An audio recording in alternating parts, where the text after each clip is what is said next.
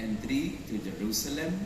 That refers to Palm Sunday of the Lord's Passion, because the second Gospel reading will be about the Passion of Jesus. So as early as now, as we begin the Holy Week, we are already starting to commemorate, to look back to the last days, hours of Jesus.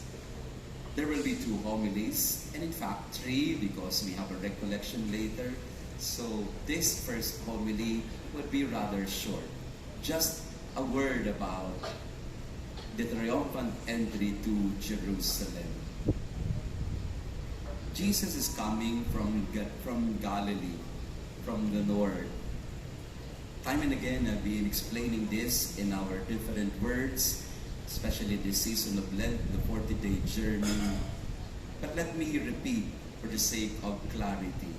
Jesus came from the north. He is of the north.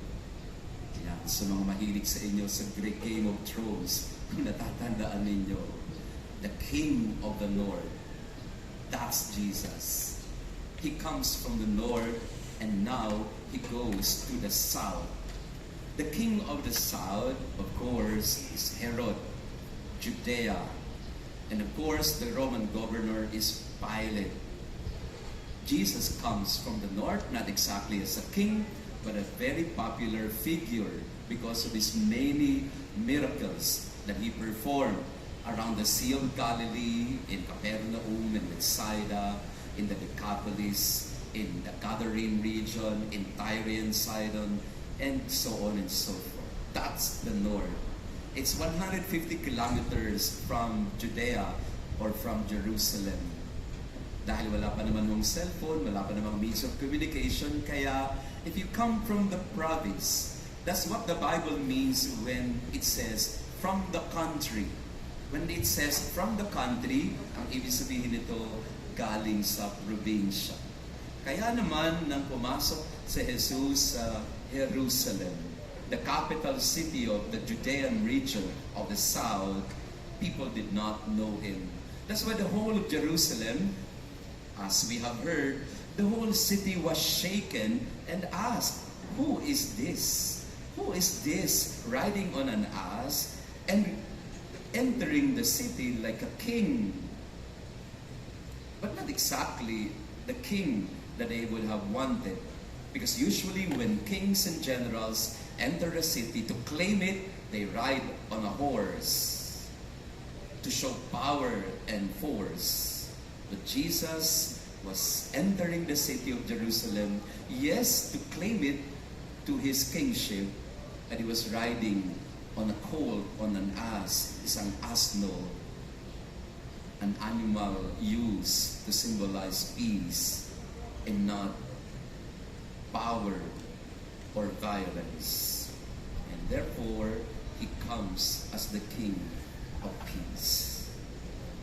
They were all shouting, Hosanna to the Son of David. Hosanna sa anak ni David. Pinagpalang na paririto sa ngalan ng Panginoon. Why? Son of David? Because all along they were saying to themselves, they were thinking, this is the new David. And remember, he comes from the lineage of David because of Joseph. But the present king of the south is Herod. And so, Jerusalem was threatened. Herod, the chief priest, the scribes, the Sanhedrin, the high priest Caiaphas, they were threatened by this figure from the north, ang probinsyano, na pumapasok sa syudad, na pinabunyi ng mga tao, anak ni David. Who is he? Ang sigaw ng mga tao, this is Jesus the prophet from Nazareth in Galilee. He is the new David. He is the son of David, and he has come to claim his throne. Not by way of violence, but by way of self-offering. And many would be disappointed. Kasi yung buong akala nila, pagpasok ni Jesus, palalayasin ng mga Romano, palalayasin si Herodes, iluluklok ang bagong hari. pero hindi nangyari. At makikita mo na ang tono ay magbabago. From acclaiming Jesus as the Son of David, later on the crowd will take on a different voice, crucified. But that's for another gospel. But for now, suffice it to say that Jesus from the north is going inside the city, the capital, and he is proclaimed as the Son of David.